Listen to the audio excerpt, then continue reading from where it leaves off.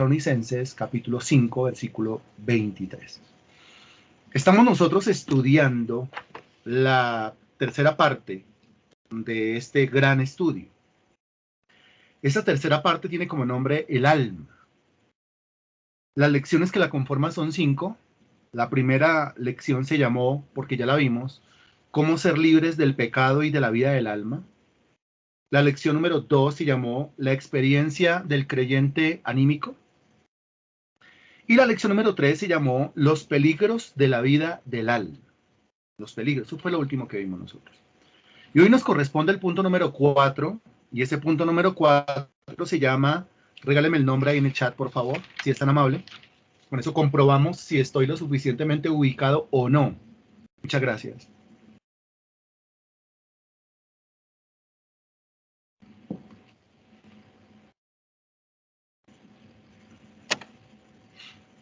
Lección número 4 se llama.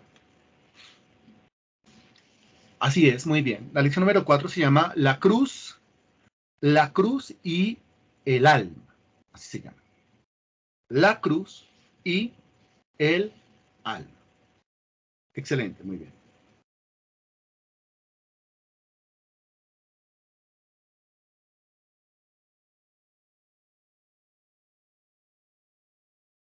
La cruz y el alma. Ahora, le pregunto, ¿qué tiene que ver la cruz con el alma? ¿O qué tiene que ver el alma con la cruz? ¿O qué tiene que ver la cruz con la carne? ¿O qué tiene que ver la carne con la cruz? Responda, por favor, muchas gracias. ¿Qué tiene que ver? ¿Tiene que ver algo la cruz con el alma? El alma es componente de la carne. ¿Tiene que ver algo la cruz con la carne? ¿Si tiene que ver o no tiene que ver? Y si tiene que ver, pues, ¿qué tiene que ver? Responda, por favor. Gracias. Muy amable.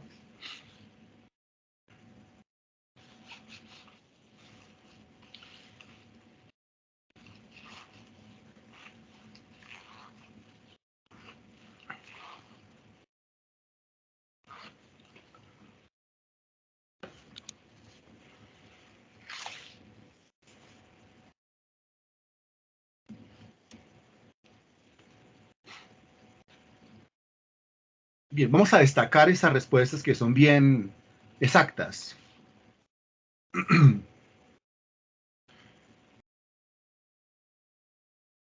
Bien, destaquemos respuestas exactas. A ver, por ejemplo, la carne fue crucificada juntamente con Cristo. Excelente. Eso es casi que decir de memoria un versículo, ¿no? ¿Qué versículo? Pues el de Romanos capítulo 6, versículo 6. ¿Qué dice Romanos capítulo 6, versículo 6? Recuerde que eso es doctrina y es doctrina pura con respecto al tema de la carne. Sabiendo esto, que nuestro viejo hombre fue crucificado juntamente con él. Eso, crucificado. ¿En dónde se crucifica? En una cruz. Entonces la cruz sí tiene que ver el acto de la crucifixión y quién fue crucificado. Por un lado, nuestro Señor Jesucristo fue crucificado, pero por el otro lado, ¿se acuerda la pregunta esa en la cual duramos 49 minutos buscando de la respuesta? Y la pregunta era, ¿cuál es la otra cara de la crucifixión? Si la primera cara es que nuestro Señor Jesucristo fue crucificado, la segunda cara viene siendo ¿cuál? Se demoró 49 minutos ese día usted, pero esta vez usted lo va a hacer rapidito. Pues la segunda cara de la crucifixión tiene que ver con mi carne. Porque mi carne fue crucificada juntamente con, ahí encuentra usted las dos caras de la crucifixión, juntamente con el Señor Jesucristo, con el fin de darle muerte al yo, darle muerte a la carne, darle muerte a la vida del alma, darle muerte a la vida anímica, que es la que gobierna en un cristiano carnal. Bien, eso creo que hasta el momento está claro. Me pregunto si para usted está lo suficientemente claro.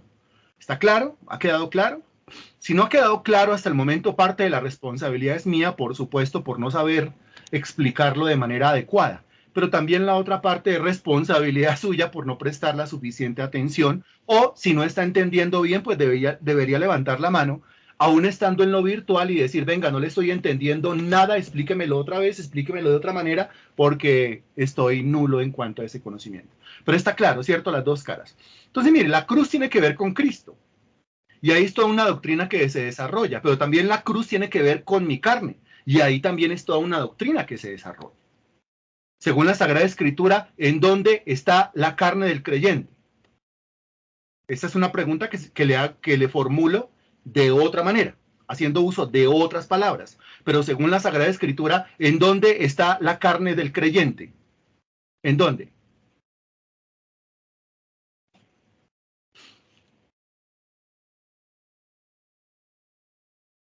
Excelente, Pedro Felipe, muy bien.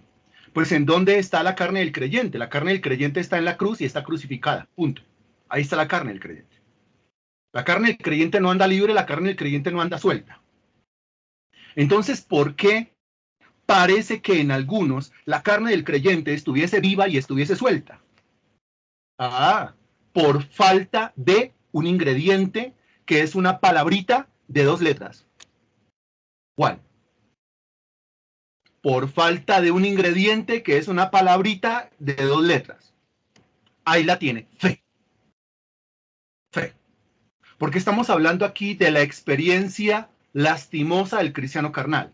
Si es un cristiano carnal, es un niño en Cristo. Y así como es niño en Cristo, así todo lo de él es niño.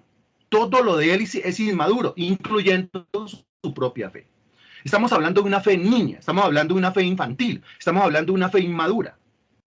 De manera que este tiene poco conocimiento, tiene poca doctrina, de ahí su poca fe. Y de ahí su poca experiencia con Dios. Como tiene poca experiencia con Dios, tiene poca vivencia en cuanto a estas doctrinas. Las doctrinas no se vuelven realidad en su propia vida. ¿Por qué? Porque el individuo las cree de manera mediocre. Y tiene que creerlas de manera gigante. Porque la fe es algo que debe crecer. Recuerde, vino por medida, pero debe crecer. Eso es la fe. Como el arrepentimiento, la fe, porque son gracias del Señor, deben ir creciendo diariamente. Cuando la fe va creciendo, pues quiere decir que el conocimiento va creciendo, la doctrina va creciendo, el evangelio va creciendo, su vida con Dios va creciendo, su experiencia con Dios va creciendo, su relación con el Señor va creciendo, y todo eso que enseña la Sagrada Escritura, que desde el punto de vista natural o desde el punto de vista carnal, me refiero a las 2 clases de hombres, natural y carnal, pues son una completa locura. Ya en la dimensión o en la posición de cristiano espiritual se convierten en una completa realidad, y el cristiano espiritual dice: la suma de tu palabra es verdad, Señor, todo lo que enseña tu palabra es verdad. El tema es fe, el tema es falta de fe, ¿sí? El tema es que tiene fe pero le falta. El tema es que necesita crecer y madurar en cuanto a la fe. Y necesita crecer en el arte de la consideración, como lo hemos revisado. Tiene que considerarse muerto al pecado, como lo enseña el versículo 11 del mismo libro, del mismo capítulo.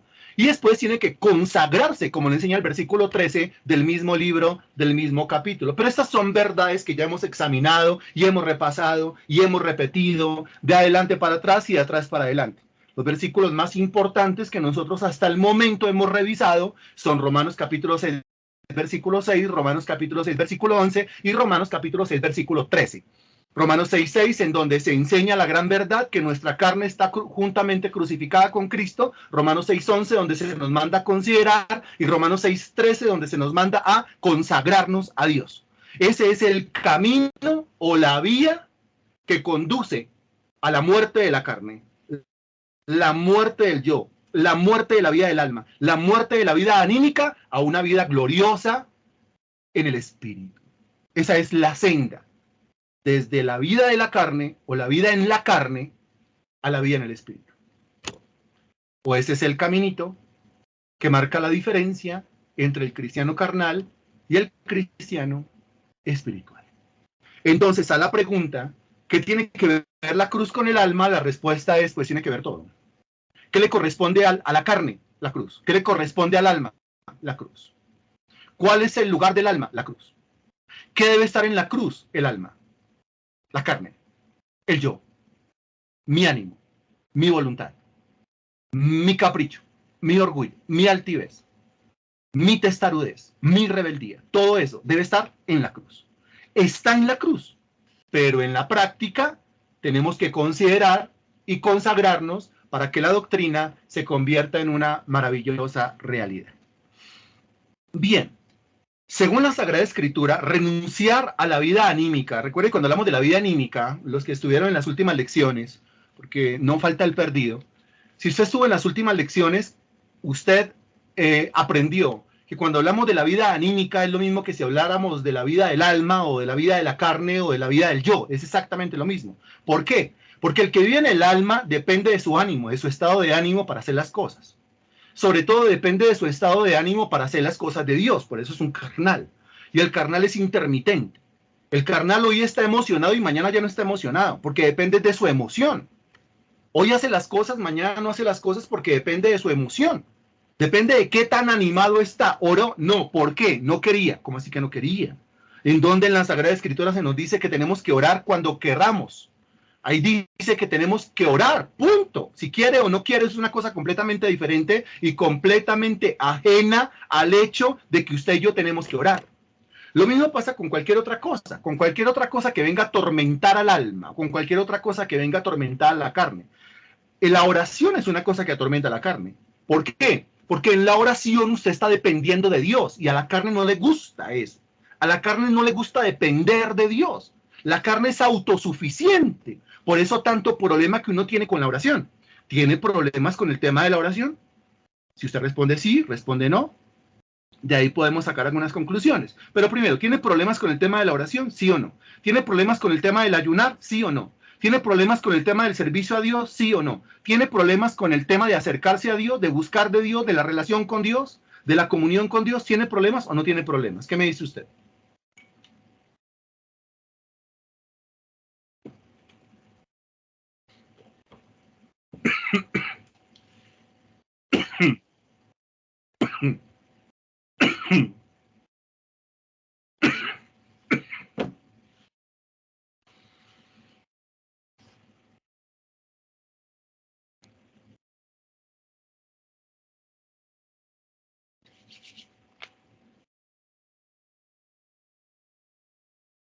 Ok, entonces parece que el único que aquí tiene problemas con la oración soy yo. Señor, perdóname ese gran pecado. La escritura es clara en la experiencia del apóstol Pablo cuando dice que el Espíritu nos ayuda en nuestra debilidad. ¿Y cuál es nuestra debilidad? Es la debilidad común, la oración. Porque qué hemos de pedir como conviene, no lo sabemos. Pero el Espíritu mismo intercede por nosotros con gemidos indecibles. Lo que enseña Romanos capítulo 8, versículo 26. Nosotros pensamos que no tenemos problemas con la oración porque oramos. Pero esta pregunta va más al fondo. La pregunta profunda sería la siguiente. La Biblia dice que la oración eficaz del justo puede mucho. Estamos hablando de la oración eficaz. Esa oración eficaz es la que consigue una respuesta.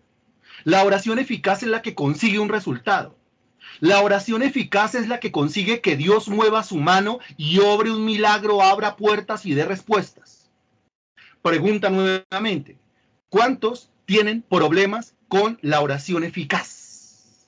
No con el hecho de orar diariamente. Porque para orar diariamente, oramos diariamente. Tenemos un momento con Dios diario. Tenemos unos minutos o unas horas con Dios diarias, en donde hablamos con Dios, le decimos y le contamos un montón de cosas. Pero ¿cuál es el objetivo de la oración? La palabra orar significa hablar, pero yo hablo con el fin de ¿qué? Hablo con el fin de pedir.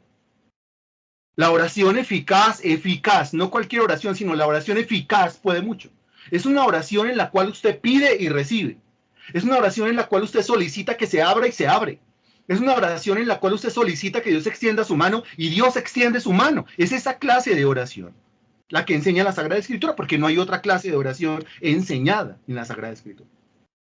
Entonces, ¿quién de nosotros tiene problema con la oración eficaz? ¿O quién de nosotros tiene problema con el arte de orar eficazmente de tal manera de que Dios responda? Ahí es otra cosa, ¿no es cierto? Y entonces ahí yo levanto la mano de primeras y digo, hola Hilda, ¿cómo estás? Te ves muy bien. Quédate ahí, nadie te está pidiendo que inactives tu cámara, quédate ahí. Qué alegría verte el divino rostro, Hilda. ¿Cómo estás? Bien, entonces, ¿quién dice? Yo. Muy bien, eso es.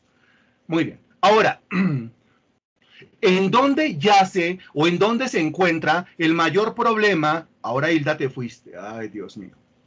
No vuelvo a hablar, no vuelvo a decir. Ahora, en dónde está la raíz del problema en cuanto a la oración eficaz? ¿En dónde está? La Sagrada Escritura enseña que hemos de pedir como conviene, pedir convenientemente. Después dice, no lo sabemos, tiene que ver con conocer, tiene que ver con saber. Así que identifique el problema. Ojo, no se apresure. Tiene que ver con qué hemos de pedir como conviene, no lo sabemos. Tiene que ver con conocimiento. ¿Y en dónde vive el conocimiento? ¿En dónde vive el saber?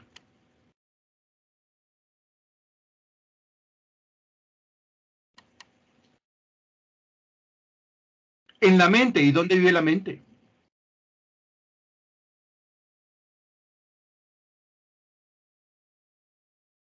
La mente vive en donde vive la mente. La mente vive en el alma. El problema está en el alma, dése cuenta. El problema está en el alma, dése cuenta. Ahí está el problema. Cuando hablamos de la oración, estamos diciendo que tenemos que depender de Dios, tirarnos a sus pies y depender 100% de Dios. Esa idea al alma le parece una idea absurda. ¿Para qué depender de Dios si me tiene a mí? Dice la carne. ¿Para qué depender de Dios si estoy yo? Dice la carne. ¿Para qué preguntarle a Dios si yo me las sé todas? Dice la carne. Ahora, la carne sabe tanto que no sabe nada, como ya lo hemos examinado. Pero la carne se las da de que sabe, porque esa es la jactancia de la carne. No sabe sino embarrarla, no sabe sino pecar, no sabe sino hacer las cosas de manera equivocada, pero se jacta de que sabe. Entonces, cuando no, yo voy a orar y le voy a entregar esto en las manos a Dios, la carne dice, pero ¿para qué? Entréguemelo a mí. Cuando hablamos del ayuno, pues es obvio que el ayuno a la carne no le gusta. ¿Por qué? Porque el ayuno se convierte en una aflicción para la carne, una aflicción para el alma y una aflicción para el cuerpo. Algunos no ayunan. ¿Por qué? No es que el cuerpo no lo deja ayunar ni siquiera 2 o 3 horas. Ni siquiera es el cuerpo, es la propia alma haciendo uso del instrumento suyo, que es su propio cuerpo, y que le impide ayunar. De ninguna manera la Sagrada Escritura dice los que puedan ayunar, sino que dice cuando ayunéis. Quiere decir que todos los creyentes tenemos la capacidad de ayunar. De pronto no al mismo tiempo, pero sí ayunar. Y este año sí que vamos a tener que ayunar. Y el primer ayuno es este sábado, de 6 de la mañana a 12 del día. Usted allá en su casita, yo en mi casita, donde quiera que esté, abstinencia de alimentos y la mayor parte de esas 6 horas en oración.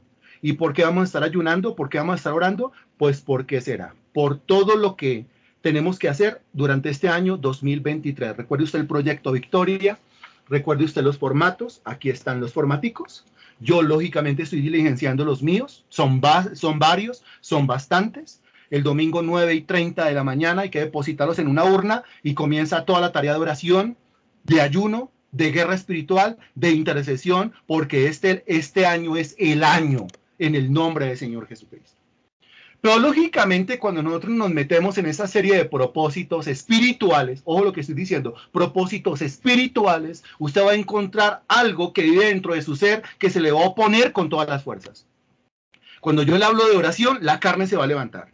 Cuando yo le hablo de ayuno, la carne se le va a levantar. Cuando yo le hablo de congregarse, la carne se le va a levantar. Cuando yo le hablo de domingo 9:30 de la mañana, ay, preciso es que la carne se le va a levantar. Cualquier cosa se va a inventar la carne para frustrarle a usted lo que Dios le está pidiendo que haga durante este año para tener éxito en aquellas cosas que usted ha emprendido. La voluntad de Dios es su éxito. La voluntad del Espíritu que habita en su espíritu es el éxito. Su espíritu mismo anhela el éxito, pero su carne no anhela el éxito a la manera de Dios. Su carne anhela el éxito o anhela la victoria a la manera de la propia carne. Así es la carne. Por eso la Sagrada Escritura enseña que renunciar a la carne, renunciar al alma, renunciar a la vida anímica es absolutamente indispensable para seguir a Jesucristo. Si no renunciamos al poder de nuestra alma, al poder de nuestra carne, al poder de nuestro yo o a la vida anímica que nos gobierna, es imposible seguir a Jesucristo y es imposible cosechar todo aquello que el Señor ha preparado para nosotros. O sea que clave del éxito, clave de la victoria, clave del triunfo en la vida del cristiano es renunciar a su propia carne.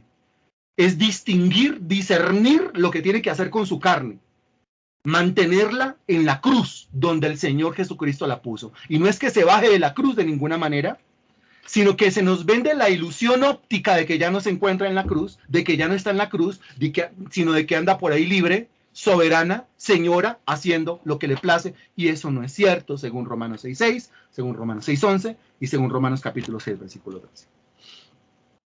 Ahora, cuando hablamos de Romanos capítulo 6, versículo 6, Romanos 6:11 y Romanos 6:13, pues estamos nosotros metidos en lo que se conoce como la teología paulina. ¿Por qué cuando hablamos de Romanos y cuando hablamos de Corintios y cuando hablamos de Gálatas y cuando hablamos de Efesios, hablamos de teología paulina? Pues porque quien escribió esas cartas fue el apóstol Pablo. De modo que ahí, en esas cartas, está el pensamiento inspirado por Dios, pero es el pensamiento del apóstol Pablo, y todo lo que enseñamos, teniendo como base esas cartas, se convierte entonces en la teología paulina. Pero la pregunta es, ¿y el Señor Jesucristo en sus sermones enseñó también acerca del alma? ¿Enseñó acerca también de la carne? ¿Enseñó acerca también del yo? ¿Y enseñó acerca también de la crucifixión de la carne? ¿Enseñó o no enseñó? La respuesta es sí enseñó. Claro, mire, si el Señor no hubiese enseñado estas verdades, el apóstol Pablo después no las hubiese podido enseñar. Un estudio profundo de este tema, tanto de la teología paulina como de la teología de Pedro, como de la teología de Juan, como de la teología universal, llegará a la siguiente conclusión. Antes de que Pedro lo enseñara, Cristo lo había enseñado.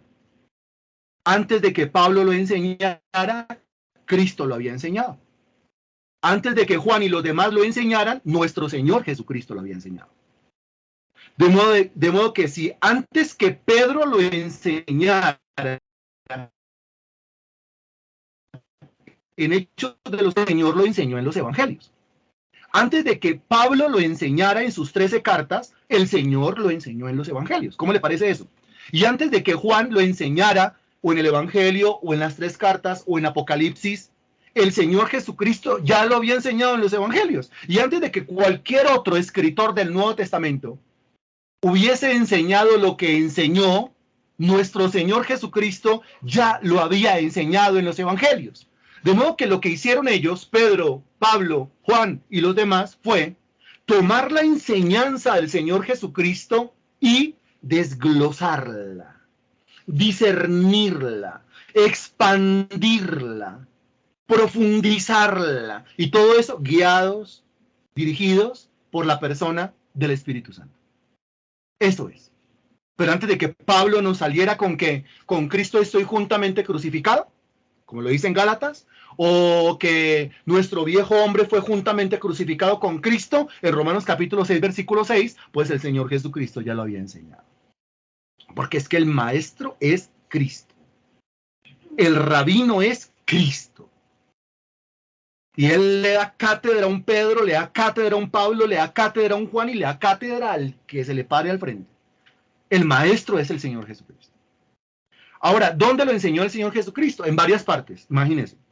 Al menos en 4 diferentes partes, al menos en 4 diferentes lugares de los evangelios, el Señor Jesucristo habló acerca de la crucifixión de la carne, o la crucifixión del alma, o la crucifixión del yo, o la crucifixión de la vida anímica del cristiano. ¿Lo sabía? Me dice sí, me dice no. Mientras yo respiro y tomo tinta.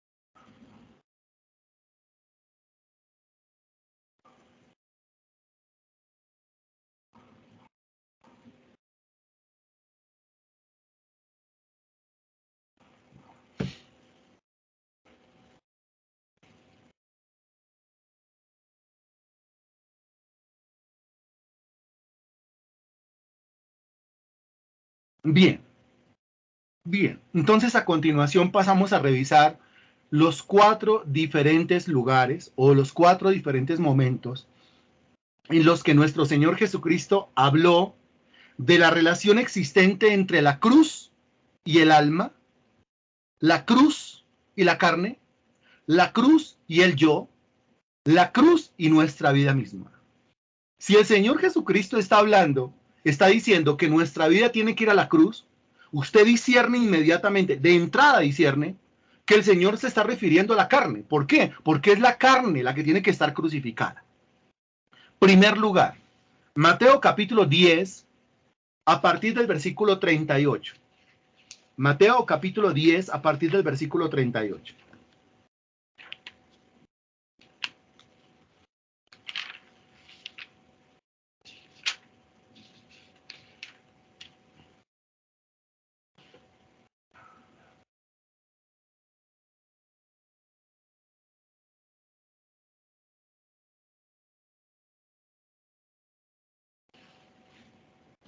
Ya, muy bien. Mira lo que dice el versículo 38. Y el que no toma su cruz, tomar su cruz, y sigue en pos de mí, no es digno de mí. El versículo 38, en ese versículo aparece la palabra cruz, como usted se puede dar cuenta. Ahora, el versículo 39 dice, el que haya su vida, la perderá. Y el que pierde su vida por causa de mí, la hallará. En el versículo 39 aparece la palabra vida y se repite la palabra vida y dice que hay que perder la vida por causa de Cristo. Ahora, perder la vida, ¿en dónde? La palabrita énfasis del versículo 38. ¿En dónde hay que perder la vida? ¿O dónde hay que dejar la vida? ¿O qué hay que hacer con la vida? Excelente, ¿eh? Muy bien, hermana Marta León. Pues en la cruz, palabra énfasis en el versículo 38, cruz, palabra énfasis en el versículo 39, vida. Mi vida, sí, mi vida, lo explicó, lo dijo el Señor Jesucristo.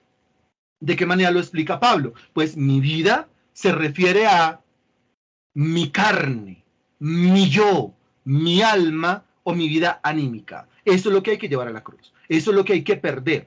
A eso hay que renunciar, a eso hay que morir y hay que morir diariamente. Note que el Señor Jesucristo, por un lado, comenzaba a enseñar que a él lo iban a crucificar. Muchas veces lo dijo, a mí me van a crucificar. En una de esas ocasiones el apóstol Pedro le dijo al Señor Jesucristo, Señor, pero quiérete, ámate, ten cuidado de ti mismo, ¿cómo vas a ir a Jerusalén si sabes que te van a apresar, te van a golpear, te van a crucificar, te van a matar? Pues no vayas a Jerusalén. El Señor ahí es cuando le dice claramente, vete de mí, Satanás, porque me eres estorbo. Apártate de mí, Satanás. Entonces, por un lado, el Señor comenzaba a hablar, a enseñar acerca de que era necesario que Él, el Señor Jesucristo, fuera a la cruz.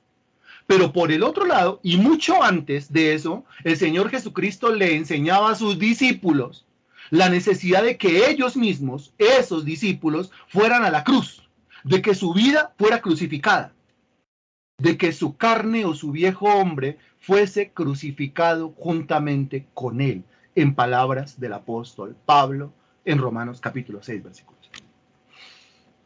Ahora, especificando, porque es que el Señor es una maravilla especificando. Especificando, note lo que enseña desde el versículo 34, por favor. El versículo 34 dice, no penséis que he venido para traer paz a la tierra. No he venido para traer paz, sino espada. Claro, porque hablamos de dispensaciones o diferentes momentos, diferentes tiempos, como le enseña Eclesiastés capítulo 3, todo tiene su tiempo. Pues entonces hay un tiempo para la paz, pero hay otro tiempo que no es para la paz. Este no es el tiempo para la paz. El Señor no vino a traer paz a la tierra, dijo claramente, pero después de esta dispensación, viene una dispensación de 1000 años en la cual el Señor Jesucristo sí vendrá a traer paz a la tierra, que es la dispensación del milenio. Eso creo que está claro en todos. ¿Sí está claro en todos? Que después de esto y después de una serie de sucesos que siguen después de esto, viene el milenio. En el milenio el Señor establece una paz perdurable, una justicia duradera.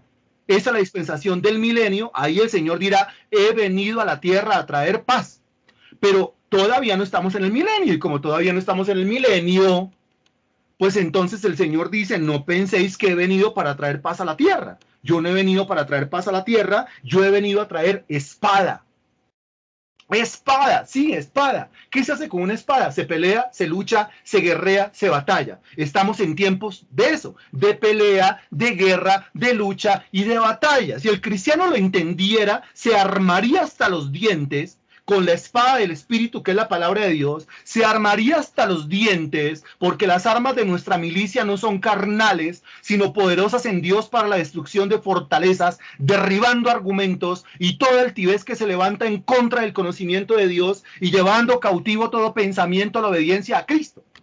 Si el cristiano lo entendiera, pues se convertiría en compañero de milicia, saldría a contender ardientemente por la fe y entendería que mientras que estamos dentro de esta dispensación, estamos para anunciar las virtudes de aquel que nos llamó de las tinieblas a su luz admirable. Aquí no estamos de vacaciones, aquí no estamos de paseo, aquí no estamos en tiempos de relax, porque no estamos en tiempos de paz, porque no estamos en tiempos de confort, estamos en tiempos de guerra o batalla o lucha espiritual. Y concuerda exactamente lo que el Señor dice aquí con lo que el apóstol Pablo dice allá en la carta a los Efesios.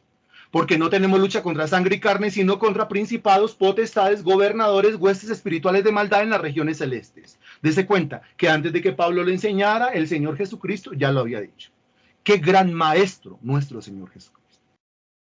Bien, el versículo 35 dice, porque he venido para poner en disensión. Eso de disensión es disputa, disensión es enemistad, disensión es pelea, batalla. He venido para poner en disensión al hombre contra su padre, a la hija contra su madre y a la nuera contra su suegra. Esto hay que explicarlo dentro del contexto, ¿no? Dice, he venido. O sea que la causa de la disensión es ¿quién? He venido para. La causa de la disensión o la causa del problema o la causa del malentendido o la causa del descontento sería ¿quién? Señora María lo está entendiendo perfectamente. Muy bien, Germán, muy bien, Suba, excelente. Eso es. Aquí no estamos hablando de que el papá se pelea con el hijo por causa de los pecados del papá o por causa de los pecados del hijo.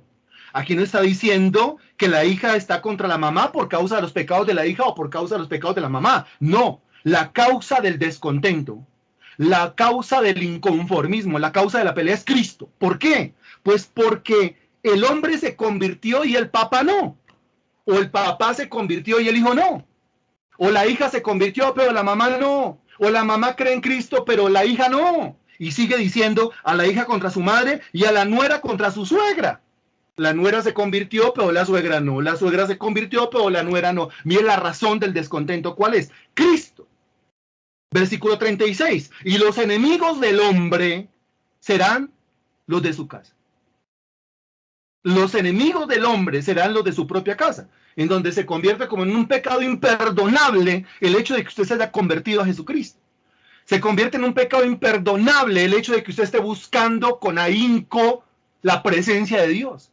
Se convierte en un pecado imperdonable el hecho de que usted quiera leer la Biblia, quiera orar y quiera servirle al Señor que le salvó. Qué cosa tan impresionante, pero ahí es donde usted se da cuenta realmente con qué clase de personas usted vive y qué clase de persona usted era. Porque así de muerto como están los que nos rodean, así de muerto estábamos nosotros, muertos en delitos y en pecados, apáticos a todo lo que tuviese que ver con el Señor Jesucristo. Ahora, ¿por qué apáticos completamente? Porque la que tenía el control, el dominio absoluto de ese ser era ¿quién? Lo que estoy hablando en femenino, no se equivoque, no se ha equivocado hasta el momento y no se va a equivocar. La que tenía el control absoluto y soberano sobre la vida del individuo era, muy bien, el alma, muy bien, o la carne, muy bien. Creo que usted ya discierne lo que es el alma y discierne lo que es la carne, ¿no es cierto? Ahí está el control absoluto, ahí está el control soberano de ese ser. Entonces, que alguien se salga del dominio, que alguien se salga de la cuadrícula, que alguien se salga de los patrones en los cuales todo el mundo se mueve, se convierte en algo imperdonable para el individuo que se mueve desde su carne. Eso es lo que está enseñando el Señor Jesucristo. Los enemigos del hombre serán los de su casa. Ahora mire lo que sigue a continuación. Qué tenaz, qué cosa tan tenaz. Porque es que estos versículos se explican, pero lastimosamente fuera del contexto. Y fuera del contexto explicar un versículo es algo aborrecible, la verdad. Y es algo que no es digno de escuchar. Porque mire, si usted sigue leyendo, dentro del contexto, aparece el versículo 37 y yo creo que usted lo puede entender muy bien.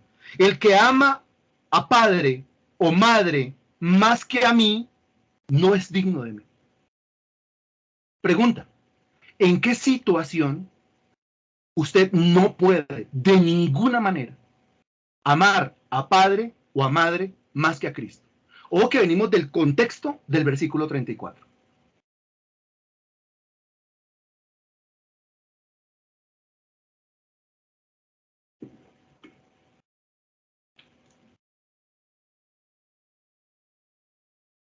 Cinco personas escribiendo muy bien.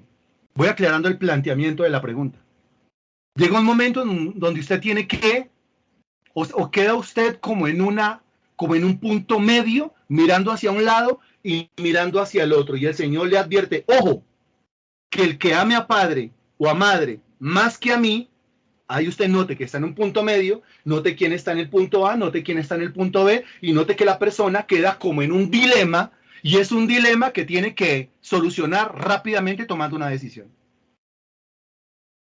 ¿Y cuál es la decisión que debe tomar el individuo estando en medio de su dilema?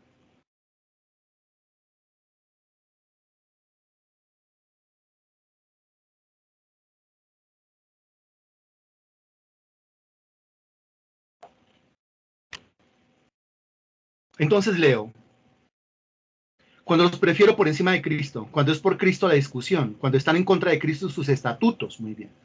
En contexto de no decir a las personas que queremos sobre Dios, muy bien. Pues es por el Evangelio. Escoger entre el Señor Jesucristo y mi familia, amar al Señor Jesucristo. Porque así mi padre o madre no estén de acuerdo, yo debo seguir a Jesucristo, muy bien. Debe seguir a Cristo en ningún momento. Primero Dios, muy bien. Decidirme por Cristo. Sí, porque es que esto viene de un contexto. Entonces, primero dijo, he venido para poner en disensión al hombre contra su padre, a la hija contra su madre, a la nuera contra su suegra. O sea que el individuo ya está en medio de problemas, y está en medio de problemas familiares, porque los enemigos del hombre serán los de su propia casa. La persona se encuentra en medio de problemas familiares por causa de Cristo. Y llega un momento de tanto aburrimiento, de verdad, por tanto problema, por tanta echadera en cara, por tanto inconformismo, por tanta lengua viperina, por tanta cosa que se hace en contra del creyente, que puede ser que el creyente como que tambalee, como que titubee, como que afloje, y como que diga, ah, yo como que no vuelvo a la iglesia, yo como que no vuelvo al discipulado, yo como que no vuelvo a conectarme, porque es que cada vez que me conecto tengo problema en la casa, yo como que no vuelvo a la iglesia porque cada vez que voy a la iglesia tengo problema en la casa, yo como que no vuelvo a doblar rodilla porque la demora es que me vean doblando rodilla tengo problema en la casa, entonces comienza a aflojar todo lo que está haciendo para Dios.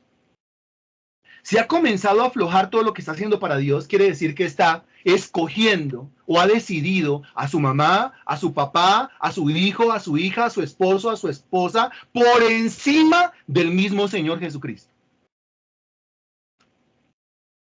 Y como hablamos de escoger, la pregunta es, en dónde está la oficina donde se toman las decisiones? Ojo, ¿en dónde está la oficina donde se toman las decisiones? En el alma, muy bien. O sea que si tomó una decisión a favor del papá, a favor de la mamá, a favor del hijo, a favor del esposo, a favor de la esposa, a favor de quien sea, pero no a favor de Cristo, ¿quién tomó esa decisión? Esa decisión la tomó el alma. Esa decisión se tomó desde la carne. Y si tomó esa decisión desde el alma, si tomó esa decisión desde la carne, pues tomó la más absurda y estúpida de las decisiones. Aflojó. No, mi querido creyente, no es usted el que debe aflojar. Son los no creyentes los que deben aflojar. No es usted, mi querido cristiano en pos de la espiritualidad, quien debe aflojar lo que es del espíritu, sino que el que debe aflojar es el cristiano carnal. El que debe aflojar es el impío. El que debe aflojar es aquel que se le volvió enemigo suyo por usted estar metido en las cosas de Dios. Él es el que debe aflojar. Usted no debe aflojar. Usted debe apretar. Usted debe reforzar. Usted debe reafirmar su camino con Dios. Si está reafirmando su camino con Dios, está tomando decisiones desde su espíritu. Si está aflojando en el camino con Dios, está tomando decisiones desde su carne, desde su alma. El que ama a padre o madre más que a mí, mire lo que dice el versículo 37, no es digno de mí. El que ama a hijo o hija, esto es duro para una mamá, es duro para un papá, pero también a los papás en algún momento les toca vivir la situación de estar en medio de ese dilema en el cual hay una situación, los hijos están reclamando cariño, afecto, amor, y por el otro lado está Dios reclamando en su soberanía que usted es el esclavo de él, que él a usted lo compró a precio de sangre, que usted le debe la vida misma y que usted debe estarle sirviendo 24/7. El que ama a hijo o a hija más que a mí no es digno de mí. Mire, es una cuestión de dignidad. Note, digno. Como el orar. Señor, yo no soy digno de que me concedas orar. Señor, yo no soy digno de que me concedas congregarme. Si la gente entendiera que congregarse es un privilegio, que congregarse es un honor, que congregarse le da dignidad, no dejarían de congregarse. Pero es que algunos entienden el congregarse como un favor que le hacen a Dios, o como un favor que le hacen a la congregación, o como un favor que le hacen al predicador. Y el congregarse es un honor que Dios me hace a mí, que me recibe en la congregación de los justos. Qué impresionante. Si yo considerara estos discipulados de los lunes, de los martes, de los jueves, de los viernes, si considerara estos discipulados como un honor, como un privilegio, como algo que me dignifica, como algo que me llena de honra, yo no dejaría de conectarme. Algunos se dan el lujo de no hacerlo, porque no entienden. Ellos creen que es un favor que me hacen a mí, o es un favor que le hacen a usted, como para que usted no se sienta solito en el discipulado, o es un favor que le hacen a Dios. No, es una cuestión de dignidad. El Señor dice, no es digno de mí, no es digno de mí. ¿Por qué? Porque estar con Cristo es una cuestión de honra. Estar con Cristo es una cuestión de privilegio. Estar con Cristo es una cuestión de que yo soy escogido y soy predestinado para eso. ¿Y quién soy yo para que Dios me haya escogido para eso? Yo no soy nada y no soy nadie, pero el Señor me regala esa dignidad, me regala ese privilegio, me regala ese gran honor y yo quiero estar donde el Señor dice que tengo que estar. El versículo 38 dice, y el que no toma su cruz, porque dése cuenta que aquí es una situación de tomar la cruz. O sea, la única solución es tomar la cruz, no hay otra solución. Y el que no toma su cruz y sigue en pos de mí, pero no puede seguir en pos de él, note esto, por favor, permítame la explicación, la aclaración, y ahorita escribe.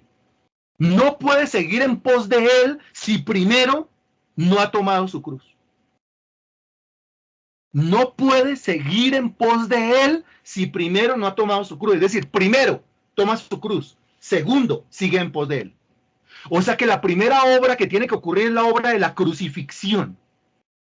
Algo tiene que ser crucificado. Si ese algo ya fue crucificado en primer lugar, en segundo lugar, ahora sí puede seguir en pos de él.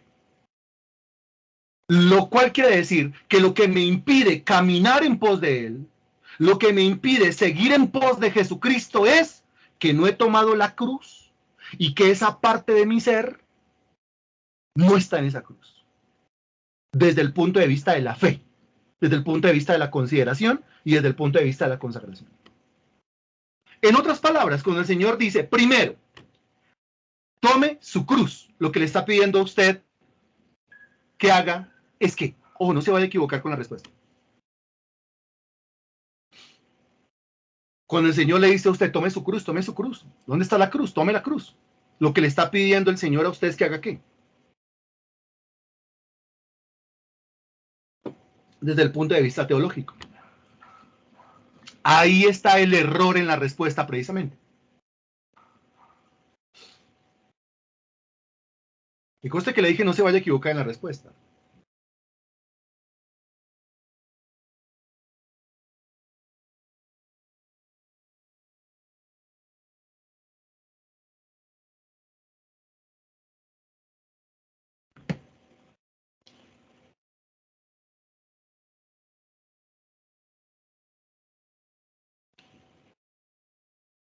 7 personas escribiendo. Bueno, yo espero.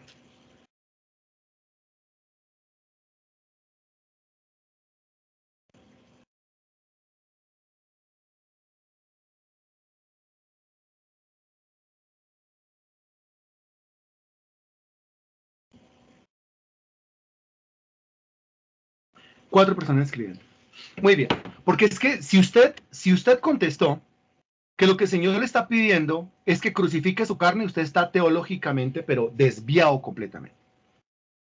Desviado, desviado. ¿Sí? Desviado, desviadísimo. Desviado. El Señor Jesucristo no le dice al cristiano que crucifique su carne, porque el cristiano no puede crucificar su carne.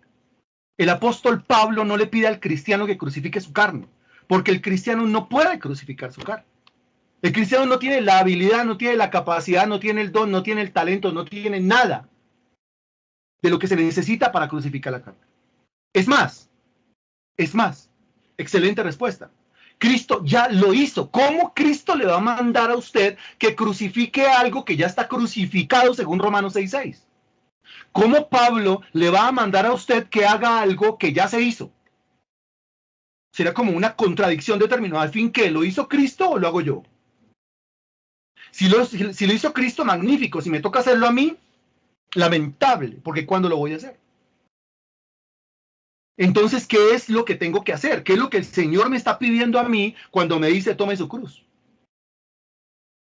¿Qué es lo que me está pidiendo a mí cuando me dice tome su cruz? Lo que me está pidiendo a mí es, alguien lo respondió arriba, espere, yo le echo una leidita a todo esto. Algunos borraron la respuesta, recuerde que no se puede borrar respuesta. Déjela ahí, porque uno aprende de los aciertos y uno aprende de las embarradas también, déjela ahí. Es muy bien, suba, excelente. Lo que le está pidiendo es recuérdele a su carne que ya está crucificada.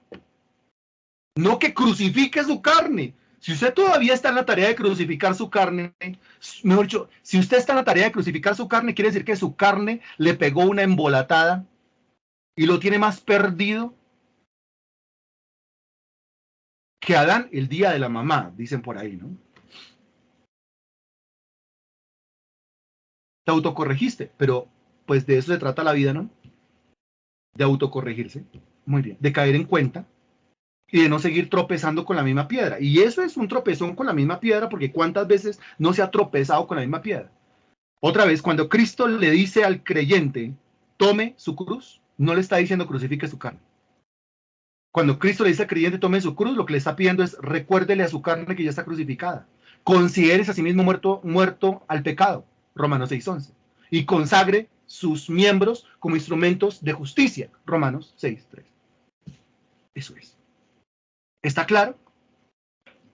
Y lo pregunto como por 10ª vez ya, porque es que hemos pasado por esto varias veces ya. Lo vuelvo a preguntar, ¿está claro? Otra vez, ¿está claro? Nuevamente, ¿está claro? Dese cuenta cómo la carne a uno lo embolata, ¿no? A la carne le conviene que uno crea que ella no está crucificada. Y que esa tarea le toca hacerle a uno.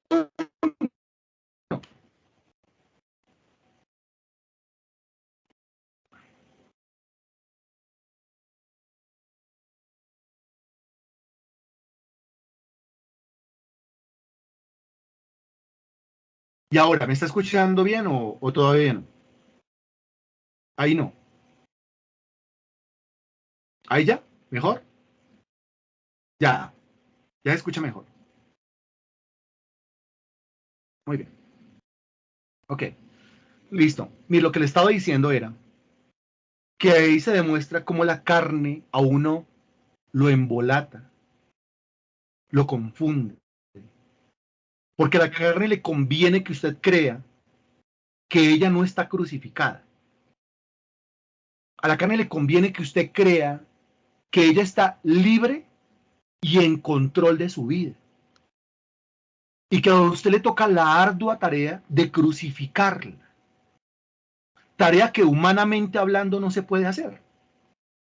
O sea, esta será una obra tan impresionantemente difícil que quien la hizo fue el Señor Jesucristo. Lo que Dios puede hacer, el hombre no lo puede hacer. Lo que Dios hizo, el hombre no lo puede repetir. Es más, ¿para qué repetirlo si Dios ya lo hizo? Entonces, otra vez, cuando el Señor dice, tome su cruz, lo que le está pidiendo es, recuérdele a su carne que ya está crucificada. Y al recordarle a su carne que ya está crucificada, es decir, al ajustarla doctrinalmente donde tiene que estar, que es en la cruz, usted queda ahí capacitado entonces para tomar una decisión. Recuerde el contexto, que estaba como en un punto medio, ay Dios mío, en este dilema, yo para dónde cojo, pero ahora como ya reconoció la crucifixión, o crucificó la incredulidad que le hacía creer más bien que su carne estaba libre y siendo señora de todo su ser, ahora queda capacitado para tomar una decisión. Una decisión a favor de quién, una decisión en pos de quién, una decisión en dirección de quién. Fácil, ¿cierto? Del Señor Jesucristo. Muy bien. Aunque eso le cueste momentáneamente o permanentemente, ¿qué? Aunque eso le cueste momentáneamente o permanentemente, ¿qué?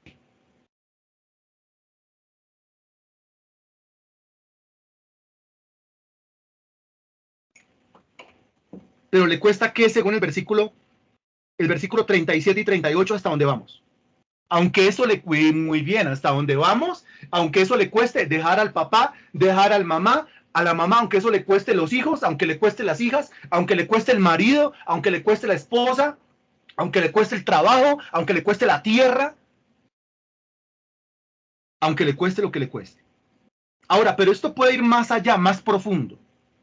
Porque el texto dice, el que no toma su cruz y sigue en pos de mí, note que primero la carne, después la decisión de seguir en pos de Cristo, versículo 39, el que haya su vida la perderá, y el que pierde su vida por causa de mí, la hallará. O sea que también le puede costar hasta su propia vida. Ya le costó tomar la decisión de que el alma no es la que va a gobernar. Tomar la decisión de que la carne no es la que va a seguir mandando.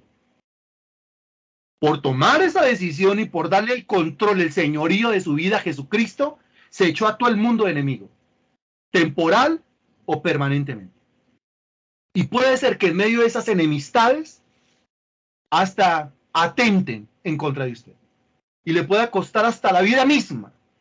Pero el Señor Jesucristo enseña claramente que el que pierde su vida por causa de mí, la hallará.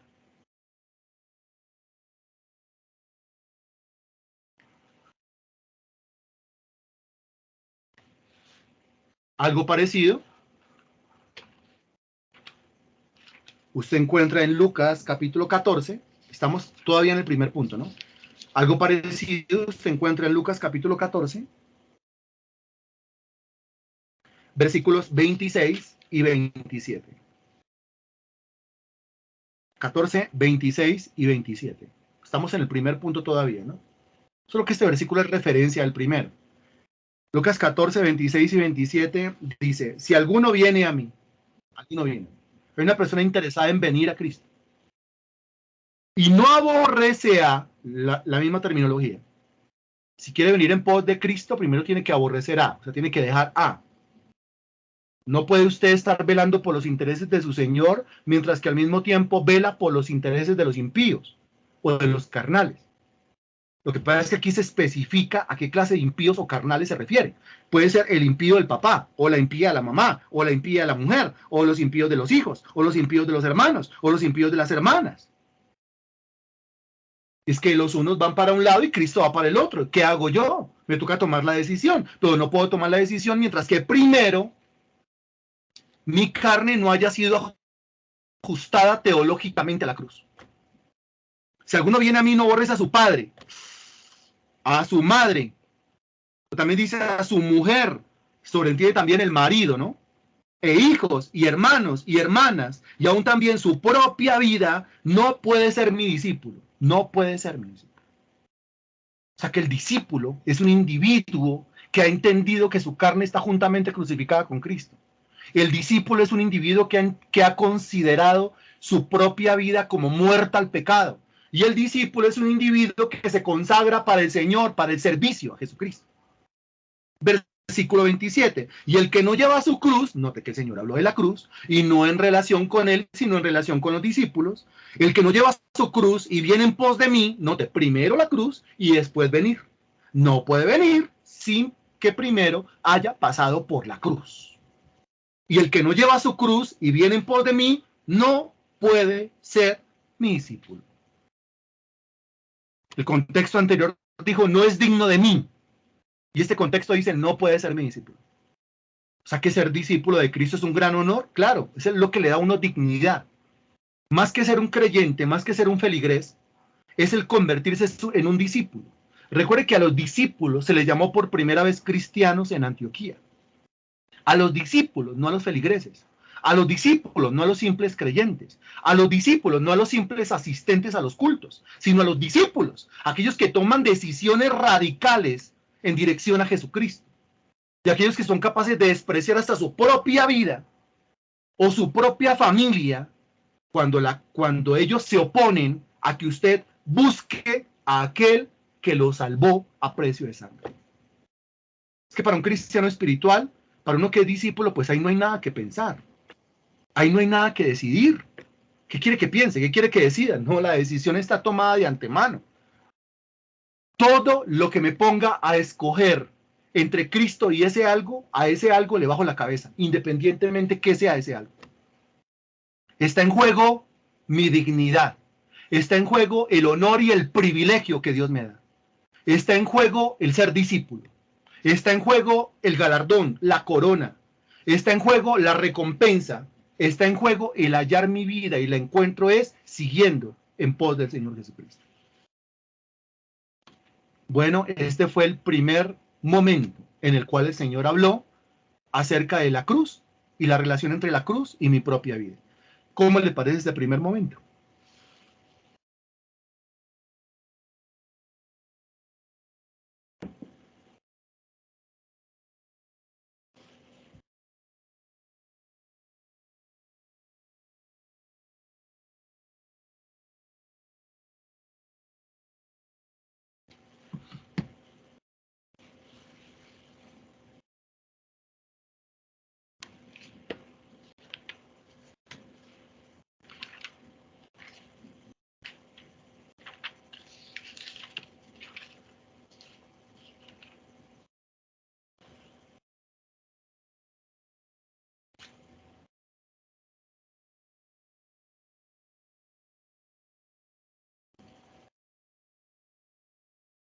Intenso.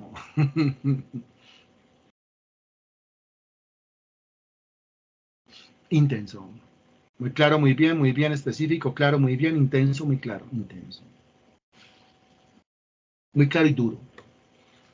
Muy claro y duro. Sí, sí, es un discipulado. Y tiene que ser claro y tiene que ser duro, tiene que ser intenso y tiene que ser profundo. Muy bien. Claro, porque yo caigo en cuenta entonces, a ver, para congregarme, para orar, para ayunar, para participar en el proyecto Victoria, ¿no? Todo lo que hay que hacer este año, todo eso, todos los peros que estoy colocando ya, todos los obstáculos que se me han atravesado, todo lo que se me ha levantado, pueden ser hasta mis propios familiares. Todo eso tiene que ver con qué? Todo eso tiene que ver es con la propia carne. Todo eso tiene que ver con lo que me está impidiendo que yo conquiste este año lo que Dios quiere que yo conquiste. Dese cuenta entonces que si yo quiero conquistar algo, primero tengo que pasar por la cruz. Primero tengo que negarme a mí mismo. Segundo momento en el cual el Señor Jesucristo habló de esto. Mateo 16, del 24 al 25. Mateo 16, 24 y 25.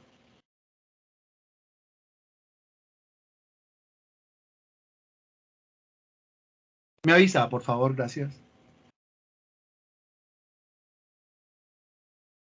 Ya, bien. Dice el versículo 24. Entonces dijo Jesús a sus discípulos, o Jesús dijo a sus discípulos. Note, ¿a quiénes? A sus discípulos. Esto es tema para qué clase de personas, esto es tema para discípulos. Estos no son temas evangelísticos, son temas para discípulos.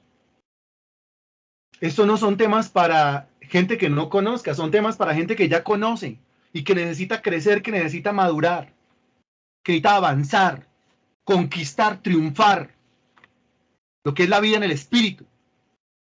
Acerca de la vida en el Espíritu se nos habla en Romanos capítulo 8 y al final del capítulo 8 dice que en Cristo somos más que ¿qué? Por si alguno cree que el énfasis es desmedido. El énfasis no es desmedido. Cuando hablamos de la vida en el Espíritu estamos hablando de una vida de ¿qué? Esto, más que vencedor, una vida de victoria. La vida en el Espíritu es una vida de victoria, mientras que la vida en la carne es una vida de derrota. Ahora, dése cuenta cómo esto es impresionante del Espíritu.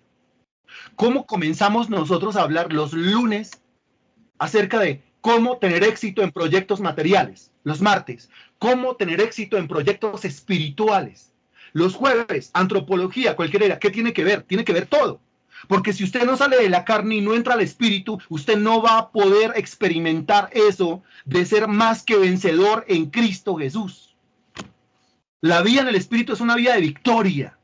Y el Señor lo que está diciendo, quiere tener éxito en un proyecto o en el otro, quiere que este año todo le fluya, todo le rinda, muy bien, pero cambie de posición, cambie de condición, no más carnalidad, entre a la espiritualidad, quítale el dominio al alma, quítale el dominio a la carne, entréguele el dominio al espíritu, que las decisiones se tomen desde el espíritu y no desde la oficina del alma. Y obtendrá la victoria, uniendo todo con antropología. Qué impresionante, ¿no le parece? O sea, ¿qué tiene que ver? Y mañana el tema, las promesas de Dios, lo que estábamos estudiando los domingos, lo trasladamos para los viernes, porque el domingo tenemos reunión presencial desde las 9:30 de la mañana. Pero al estudiar las promesas de Dios, ¿acaso no va todo a apuntar a lo mismo? ¿No se va a enfocar todo en lo mismo? Victoria, triunfo, proyectos, vencer, ganar, conquistar, poseer. Por supuesto que sí. Como se puede dar cuenta, Dios está interesado en mi éxito. Dios quiere que gane. Dios quiere que triunfe. Porque si yo triunfo, Él triunfa. Si yo gano, mi victoria va a redundar para su gloria, para su honra y para su alabanza. Mientras que mi derrota es una deshonra a su nombre, mi victoria es gloria para su santísimo nombre. Por eso yo le pido a usted que se prepare para la victoria. Y para prepararse para la victoria, hay que quitarle el dominio al alma y entregárselo al Espíritu. Entonces Jesús dijo a sus discípulos, si alguno quiere venir en pos de mí, ¿quiere venir en pos de mí? Bueno. Primero, ¿qué tiene que hacer? Lo mismo que el Señor dijo en el primer punto. Si quiere venir en pos de mí, primero, ¿qué? ¿Qué tiene que hacer? Solamente que aquí lo especifica. Pero en el primer punto, ¿qué fue lo que dijo? Antes de venir en pos de mí, muy bien, señora María. Antes de venir en pos de mí, en el primer punto el Señor habló fue de la cruz. Excelente, Pedro Felipe. Habló fue de la cruz. Solamente que aquí lo especifica. Porque aquí dice claramente, niéguese a sí mismo y tome su cruz. Note la especificación maravillosa. ¿Qué es eso de tomar la cruz? Bueno, ya lo vimos teológicamente en el primer punto, comparándolo con la enseñanza de Pablo. Ahora, ¿qué significa eso de tomar su cruz aquí? Significa negarse a sí mismo. ¿Negarse a sí mismo? ¿Qué es eso de negarme a mí mismo? Explíquelo, por favor. ¿Cómo así negarme a mí mismo? Si yo voy a seguir en pos de Cristo y voy a conquistar lo que Él tiene para mí, primero me toca negarme a mí mismo. Negarme a mí mismo. ¿Qué es lo que me niego? ¿A qué parte de mi ser le digo que no? Creo que está muy claro, ¿cierto? ¿A qué parte de mi ser le digo que no? ¿A qué parte de mi ser le doy la negativa? ¿Con qué parte de mi ser no puedo comulgar? ¿A qué parte de mi ser tengo que retirarle el control?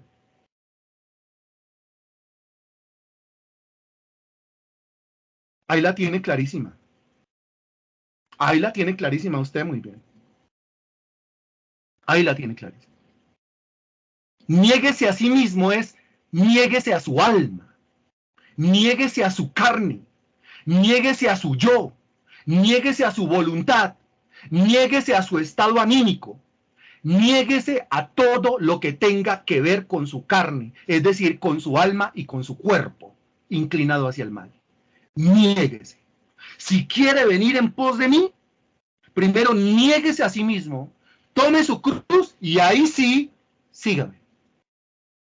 Pero mientras que no pase por la cruz, el Señor reitera, usted no va a poder venir en pos de mí. No va a poder seguir en pos de mí. Eso es lo que está diciendo.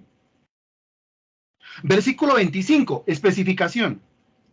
Porque todo el que quiera salvar su vida, o sea, todo el que no se niegue a sí mismo, porque quiere preservar su vida, porque quiere preservar su alma, porque quiere preservar su carne, porque quiere preservar su yo, todo el que quiera salvar su vida, mire lo que dice, la perderá.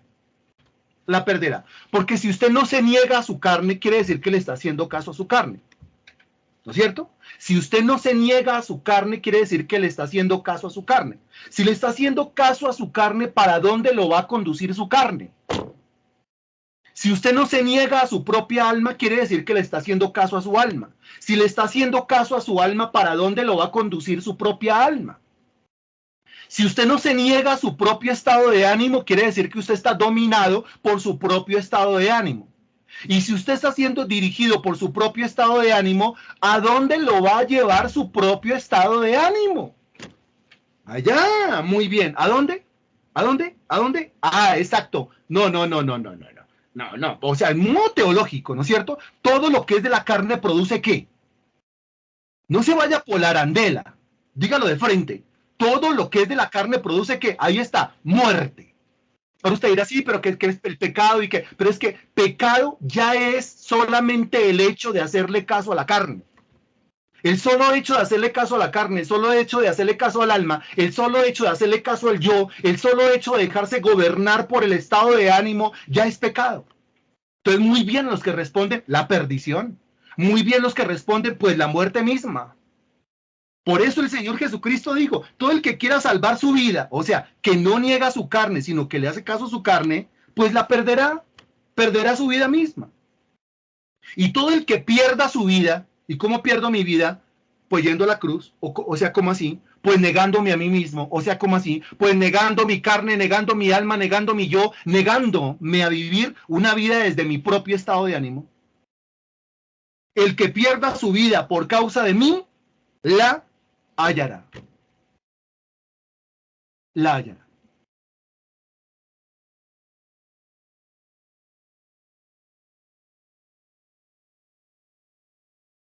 Y este fue el segundo momento en el cual el Señor Jesucristo habló de la relación entre la carne y mi ser. Perdón, entre la cruz y mi ser. ¿Y cómo vamos hasta ahí?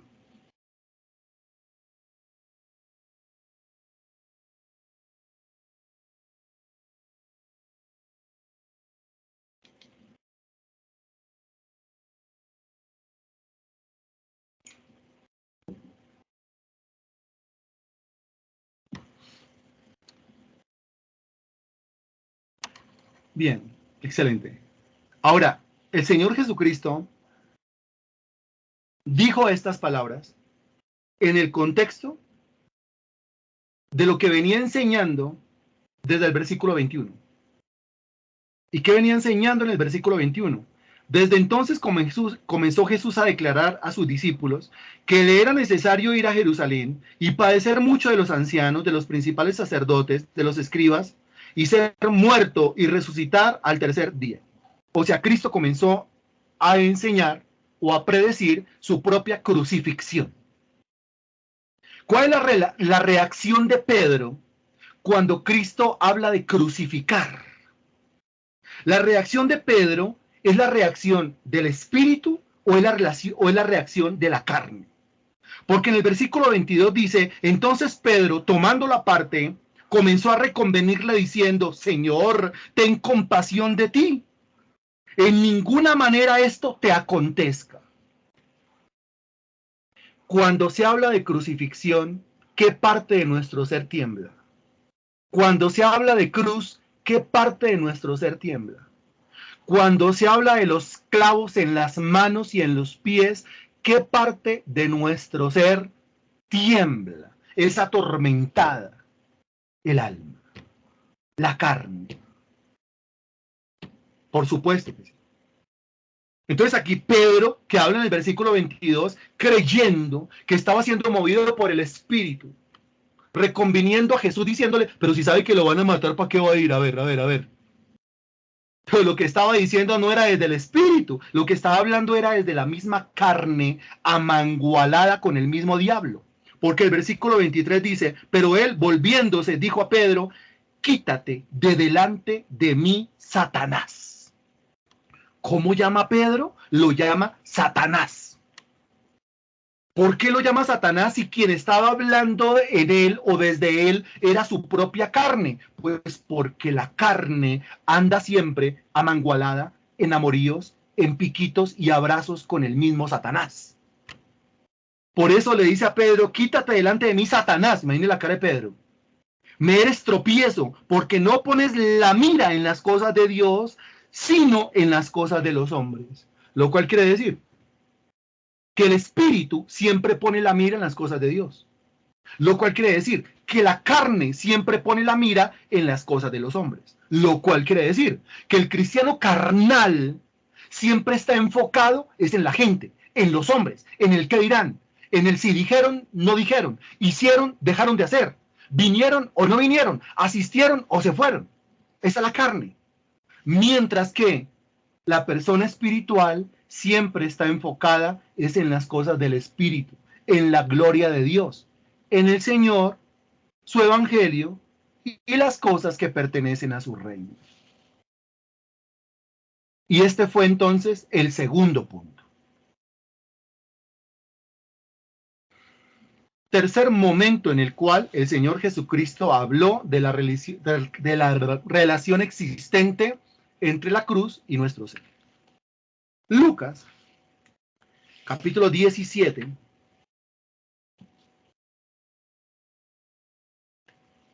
versículos 32 y 33. Lucas, capítulo 17, versículos 32 y 33.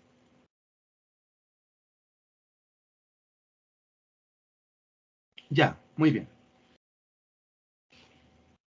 Muy bien, ya todo, ¿cierto?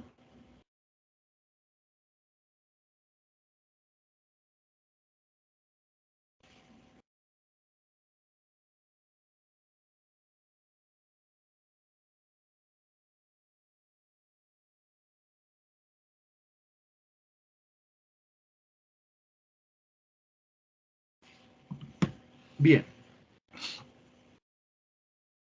Dice el versículo 32. Acordaos de la mujer de Lot. Y después dice, todo el que procure salvar su vida, la perderá. Y todo el que la pierda, la salvará. Ahora, ¿qué tiene que ver el relato o el recuento de la historia de la mujer de Lot con el texto que dice, todo el que procure salvar su vida, la perderá, y todo el que la pierda, la salvará? ¿Tiene que ver o no tiene que ver? Claro, porque la mujer llegó a un momento de su vida en el cual le tocó tomar una decisión. Tomar una decisión, ¿cierto? Una decisión entre ir para un lugar o devolverse donde estaba. Una decisión entre seguir en pos de Cristo, según la analogía, seguir en pos de Cristo o las cosas del mundo. ¿Sí? Por eso dice, acordaos de la mujer de Lot. Ella iba saliendo de Sodoma y Gomorra, iba saliendo, no había salido todavía de Sodoma y Gomorra. Y ahí le tocó tomar una decisión, yo sigo hacia adelante o más bien me quedo.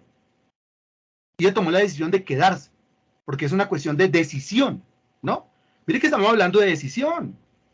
En el primer punto se habló de decisión. ¿Quiere venir en pos de mí? Segundo punto, decisión. ¿Quiere seguir en pos de mí? Tercer punto, decisión. Acuérdese de la mujer de Lot, el momento en el cual tuvo que tomar una decisión. Ahora, ella evidentemente miró hacia atrás. Ella evidentemente regresó al mundo. O sea, no terminó de salir del mundo.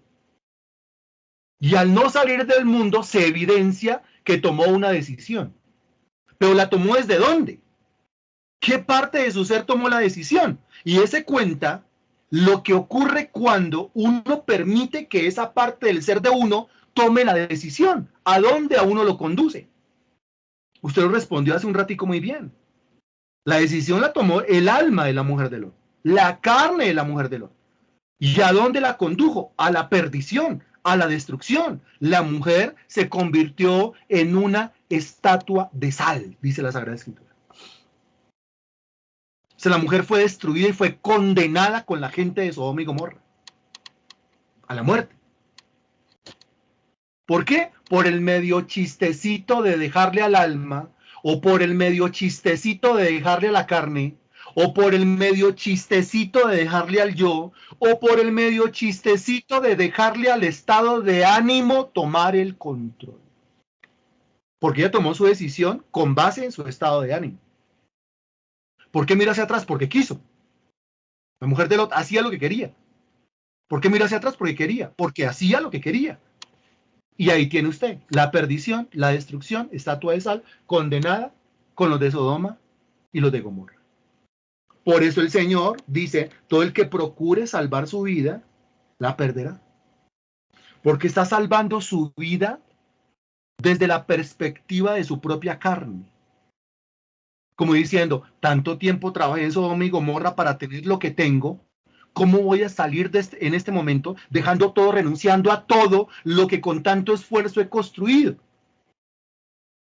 Y es tan ciega la carne que no se da cuenta que el fuego y azufre ya comenzó a chisporrotear desde el cielo. Y que todo lo que es del mundo va a sufrir la misma clase de destrucción. Porque todo lo que hay en el mundo, los deseos de los ojos, los deseos de la carne, la vanagloria de la vida, no proviene del Padre, sino del mundo. Y el mundo pasa y sus deseos, pero el que hace la voluntad del Padre permanece para siempre, dice la Sagrada Escritura. Todo el que procure salvar su vida la perderá.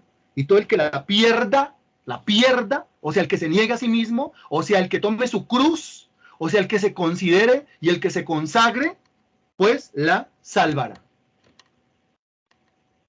Y este fue el tercer caso en el cual el Señor Jesucristo habló de la relación existente entre la cruz y nuestro ser. Y aquí, pues trajo a colación a la mujer de Lot. Ahora, ¿usted conoce a algún creyente que se parezca a la mujer de Lot?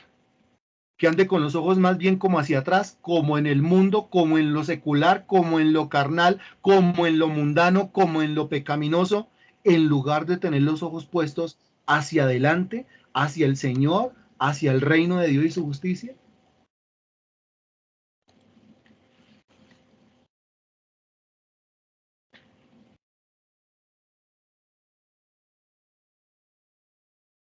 Bien, bien, bien.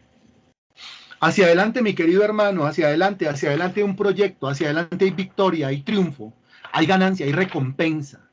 Vamos a meterle el hombro 100% a esto. ¿Cuál es la postura de la mujer de Lot cuando se le habla de un proyecto de estos? ¿Cuál es el argumento de la mujer de Lot cuando se le dice camine que es para allá? ¿Qué dice la mujer de Lot? A Lot lo llevan a empellones, a Lot lo llevan empujándolo. Dice Génesis capítulo 19 que los ángeles daban prisa a Lot, desde el hebreo es los ángeles empujaban a Lot. A Lot lo llevan empujones. Y si me toca empujones, si me toca exhortación tras exhortación tras exhortación para que saque adelante sus proyectos, pues yo lo hago, no hay problema. Pero no estoy preguntando sobre Lot, estoy preguntando sobre la mujer de Lot. ¿Cuál es la condición, la postura mental, la argumentación?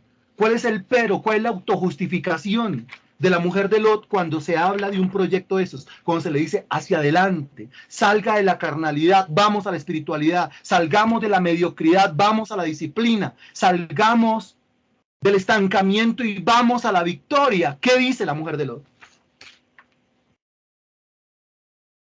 La mujer de Lot está tan acostumbrada ya a su estado, la mujer de Lot está tan acostumbrada a su condición que no entiende esto que se lo voy a explicar con poquitas palabras.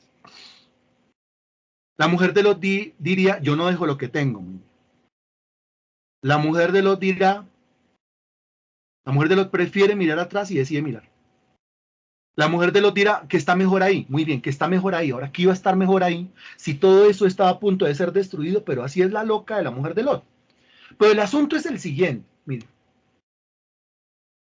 si yo realizando determinadas acciones he conseguido determinados resultados y quiero tener unos resultados diferentes, ¿qué me toca hacer? Se lo repito. Si yo, habiendo realizado determinadas acciones, he conseguido determinados resultados y quiero tener unos resultados diferentes, ¿qué debo hacer? No le pregunten a la mujer de Lot porque ella no sabe nada de eso. Pregúntele a alguien echado para adelante. Muy bien, excelente. Pues cambiar mis acciones, o como lo dicen desde Suba, así basiquito, pues hacer otra cosa. Pues decidir correctamente. Pues renunciar a lo que tiene y comenzar a hacer otras cosas. El tema es que, mire, con algunas personas es tan difícil esto, porque algunas personas ya tienen una agenda y tienen una agenda por los siglos de los siglos. Son personas que si se les dice que salgan de la cuadrícula, se les desbarató el mundo. Y eso me he podido dar cuenta, hablando con algunos. Personas que se conectaban el lunes, pero el martes no. Y dicen, uy, pero el martes usted va a hablar de proyectos espirituales, ¿qué voy a hacer? ¿Cómo así que voy a hacer? ¿Por qué se le convierte en una decisión como tan trascendental el conectarse 1 hora los martes? Porque quiere decir que tiene que hacer un cambio de agenda. Porque quiere decir que tiene que sacar el perro a otra hora. Porque quiere decir que tiene que calentar la sopa a otra hora o tiene que poner el café para el tinto a otra hora, el agua para el tinto a otra hora. Porque quiere decir que tiene que sacar la basura a las 4 y no a las 5. Entonces, por eso, y cuando se les dice que cambie la agenda, que modifique la agenda, que comience a hacer las cosas de manera diferente, que lo invito, que vamos, que le va a meter el hombro, no solamente a mis propios proyectos, sino a los suyos, porque no hay ministerio próspero, sino hay primeramente creyentes prósperos. Y créame que estoy obsesionado este año con su prosperidad. Estoy obsesionado este año con su triunfo, con que usted salga adelante, con que la saque del estadio, con que la rompa, pero para eso hay que exigir que haga cosas diferentes. Porque si va a seguir haciendo las cosas de la misma manera, pues los resultados de aquí a 11 meses, diciembre del 2023, pues van a ser los mismos. Se va a estar dando feliz Navidad, feliz Año Nuevo, pero con la misma problemática encima y nada estupendo habrá ocurrido. Y nada milagroso habrá ocurrido. Yo estoy obsesionado. Yo estoy obsesionado. Amado, yo deseo que seas prosperado en todas las cosas. Juan era el obsesionado en 3 de Juan, versículo 2. Yo estoy obsesionado. Y estoy emocionado. Y tengo toda mi voluntad puesta ahí. Por supuesto que sí. Claro que sí. Fue lo que Dios me ordenó hacer y estoy contento con eso.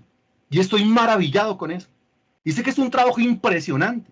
Aquí me verá usted predicando todos los días. Vengo de la oración. Terminé la oración y me senté aquí a hablar con usted. Y mañana seguiré enseñando. Y el sábado estoy en ayuno. Mediodía. Y el domingo estaré predicando. Y el lunes y dele que dele y dele que dele y dele que dele. Hablando de una sola cosa. De cómo es que Dios le da a usted las herramientas para que usted pueda tener éxito y para que usted pueda tener victoria. Claro que sí. Que si me interesa su victoria, claro que me interesa su victoria. Tiene usted un predicador al cual le importa que a usted le vaya bien, que usted salga 100 en todo, 5 en todo. Lo necesitamos, que a usted le vaya bien. Este fue el tercer momento en el cual el Señor Jesucristo habló de la relación entre la cruz y nuestro ser. Y el cuarto y último lugar lo encuentra usted en el Evangelio según Juan, capítulo 12, Juan 12, 24 y 25. Juan 12, 24 y 25. Me avisa, por favor. Juan 12, 24 y 25. Ya. Muy bien, ¿cómo vuela? Dice el versículo 24, de cierto os digo, que si el grano de trigo no cae en la tierra y muere, queda solo. Pero si muere, lleva mucho fruto. El que ama su vida, la perderá. Y el que aborrece su vida en este mundo, para vida eterna, la guardará. Si alguno me sirve, sígame. Y donde yo estuviere, allí también estará mi servidor. Si alguno me sirviere, mi Padre le honrará. Uy, ¿cuántas cosas dice acá, no? De cierto os digo que si el grano de trigo no cae en la tierra y muere, queda solo, pero si muere lleva mucho fruto. Es lo que está diciendo y está hablando pues de lo básico de la siembra de una semilla. El grano de trigo, para poder germinar y para poder llevar mucho fruto, tiene que caer en tierra, tiene que quedar solo y tiene que morirse. Esas tres cosas, tienen que caer en tierra, quedar solo y morirse. Usted lo tenía en una bolsa y en una bolsa estaba acompañado por otros granos, por otras semillas. No, hay que sacarlo de ahí. Y hay que botarlo en la tierra, sembrar, introducirlo en la tierra, y tiene que quedar solo y se tiene que morir en el sentido de que la cáscara del grano tiene que romperse. Allí, a eso se le llama morir, la muerte del grano. Pero si cae en la tierra, si queda solo y si se muere, quiere decir que desde su interior la raíz comenzó a romper la cáscara. Y las ramitas comenzaron a romper la cáscara. Y el tronquito comenzó a romper la cáscara. Quiere decir que dése cuenta usted el resultado de separarse, el resultado de sembrarse y el resultado de morir. Si el grano quiere dar fruto, si el grano quiere fructificar, al grano le corresponde pagar un precio. Ninguna de las tres cosas es fácil. Caer en tierra, ¿cómo va a ser fácil? Quedar solo, ¿cómo va a ser fácil? Morirse, ¿cómo va a ser fácil? Aquí está hablando de la muerte, ¿no? Está hablando de la muerte. Pero si muere, es decir, si se separa, si se siembra y si se muere, pues lleva mucho fruto. ¿Qué tiene que ver eso con el cristiano? Pues tiene que ver todo con el cristiano. El cristiano tiene que separarse ¿de qué? El cristiano tiene que caer en tierra, ¿cómo? El cristiano tiene que morir, ¿de qué manera? Y si se separa, cae en tierra y se muere, puede llevar mucho fruto. Mientras que no se separe, mientras que no caiga en tierra y mientras que no se muera, no va a llevar fruto. Va a ser un grano maravilloso, bonito, hermoso, lindo, limpio, pero no va a llevar fruto. Y la idea es que el grano lleve fruto. Si el grano no lleva fruto, el grano no está sirviendo para nada. Y aquí se compara el cristiano con ese grano. Usted, mi querido cristiano, usted, mi querida cristiana, hermano, hermana en Cristo, usted es ese grano. Y el Señor está diciendo, usted puede llevar mucho fruto, puede ser infinitamente fructífero. Es más, el Señor mismo enseñó, no me escogieron ustedes a mí, sino que yo los escogí a ustedes y los he puesto para que vayan y lleven fruto y su fruto permanezca. Pero para que el fruto permanezca, primero ustedes como granos tienen que pasar por el mismo proceso de un grano de trigo.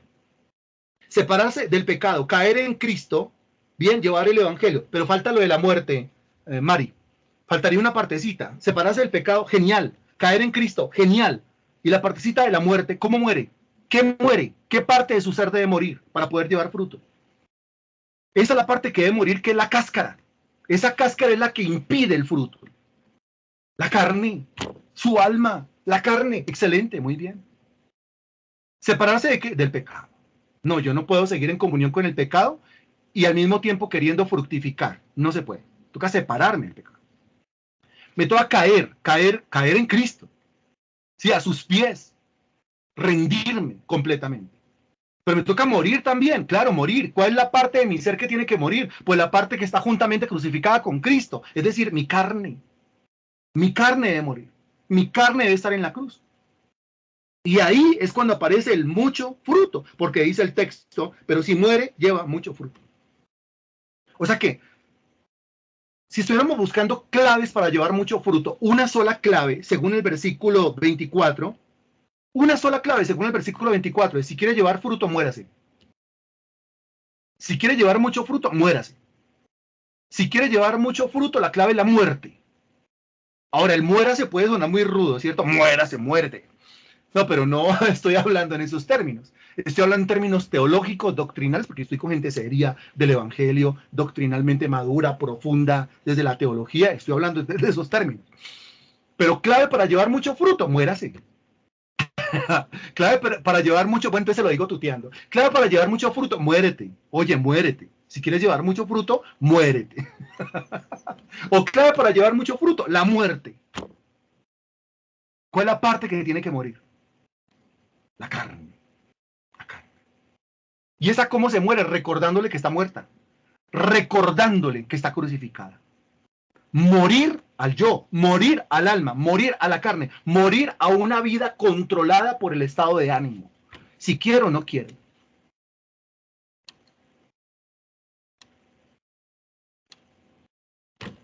Eso es. Clave para llevar mucho fruto, que la carne no tenga el control. Es decir, negarse a sí mismo. Es decir, morir al yo. Después dice, el que ama su vida la perderá. ¿Quién es el que ama su vida? El que está en la carne. El que ama su vida la perderá. Y el que aborrece su vida en este mundo, hay uno que ama su vida en este mundo, o sea, hay uno que ama su estilo de vida mundana. Es el carnal. Pero hay otro que aborrece su vida en este mundo, o sea, o aborrece su estilo de vida mundano. ¿Ese quién es? El espiritual. ¿Usted ama la vida mundana o aborrece la vida mundana? Dependiendo quién conteste ahí, uno se dará cuenta, ¿no? Porque si dice, yo amo la vida mundana, cállate carne, cállate alma. Yo aborrezco la vida mundana, muy bien espíritu, dependiendo quién conteste, ¿no? La carne es como el Godínez de la clase del profesor Girafales. Así, ¿sí? La carne es como la popis de la clase del profesor Girafales. Dependiendo quién conteste, o la embarra o acierta. O la embarra o acierta.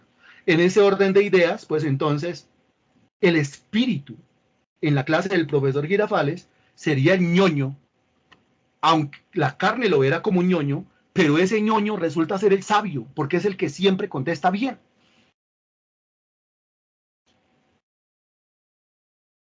El que ama su vida la perderá y el que aborrece su vida en este mundo para vida eterna la guardará.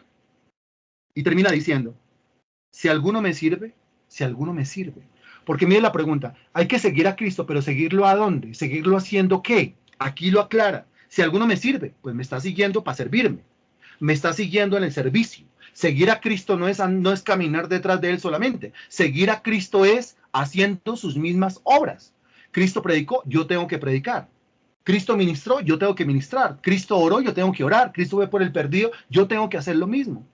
Cristo liberó a los cautivos. Yo tengo que liberar a los cautivos en el nombre del Señor Jesucristo. Si alguno me sirve, sígame. Y donde yo estuviere, allí también estará mi servidor. ¡Oh! Lo cual quiere decir que una prueba que demuestra que una persona es salva, una prueba que demuestra que una persona se va en el arrebatamiento, y una prueba que demuestra que esa persona estará en el tercer cielo, ¿es cuál? Según el versículo 26. Prueba que demuestra que es escogido para salvación. Prueba que demuestra que se va en el arrebatamiento. Prueba que demuestra que estará en el tercer cielo. ¿Cuál es? Ahí la tiene, el servicio. El servicio.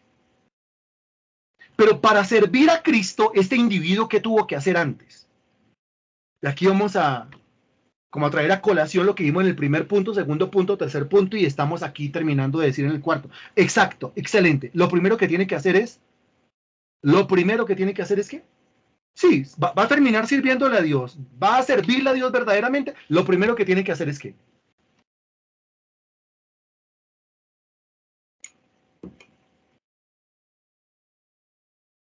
Lo primero que tiene que hacer es muérete, muérete, oye, muérete. Lo primero que tiene que hacer es sí, la muerte. Lo primero que tiene que hacer es tomar su cruz. Lo primero que tiene que hacer es negarse a sí mismo. Lo primero que tiene que hacer es recordarle a su carne que ya está crucificada. Eso es lo primero que tiene que hacer, considerar y consagrarse, según la carta de los Romanos. Si alguno me sirve, sígame, y donde yo estuviere, allí también estará mi servidor. Después dice, si alguno me sirviere, mi Padre le honrará. Ups. Cambie esa palabra honrar por otra palabra. Si alguno me sirviere, mi Padre le... Para que usted se dé cuenta de los beneficios de servirle a Dios.